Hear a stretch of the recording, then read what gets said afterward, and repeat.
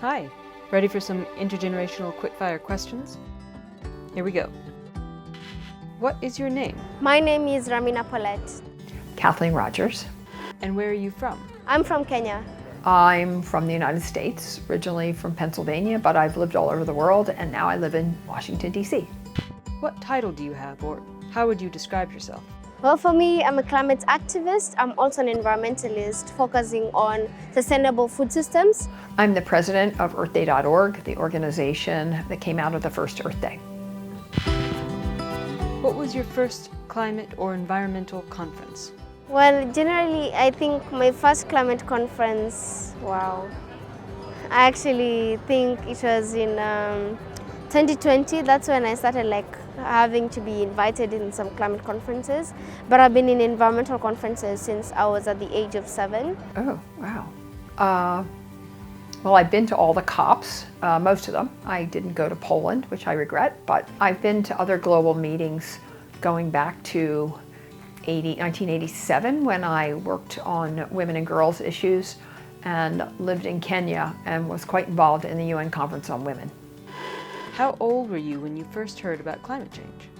When I first heard about climate change, I was at the age of 7. I was probably 30. What area of climate solutions do you feel is most urgent? Also, one major key topic in the solving climate change is actually agriculture, sustainable agriculture.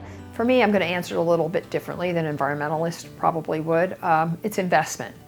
It's investing in our planet, building a green consumer movement, but it's governments and businesses and people, to the extent they can, investing loads of money, thoughtful money.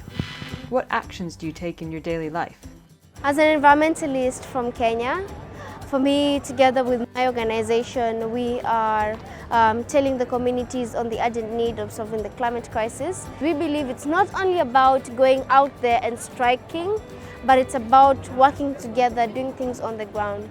Well, I call myself an imperfect environmentalist. I'm kind of still addicted to my car because I live in a little bit of an out-of-way place where I wouldn't be able to take public transportation in less than, say, an hour and 45 minutes, but I can drive to work in about 19. The places where I'm a superstar in my view, are recycling, the way I eat, my devotion to not wasting food because I think it's a giant problem. I don't buy a lot of stuff. I've never been a stuff person.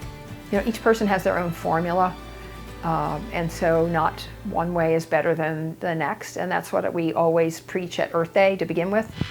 What responsibility do you feel that your generation has to secure a safe future? Well, for us, I think is perhaps lifting our own voices and speaking on different issues. The sea levels are rising, so why can't we just rise ourselves and try to uplift other voices? It's interesting. The problem with any movement or any generation is we always have our own way of doing things. So education is a big part of what I care about, and making sure those generations have the civic skills, the science and tech skills, the innovation skills, the creativity skills. And in addition to that, just with my own peer group in a very divided country, I keep taking a relatively soft approach to it, but I'm a little bit of a proselytizer about climate and the environment, so I think I have that responsibility too. That's great. Thanks so much. That's all. Done? Oh, nice. Wow.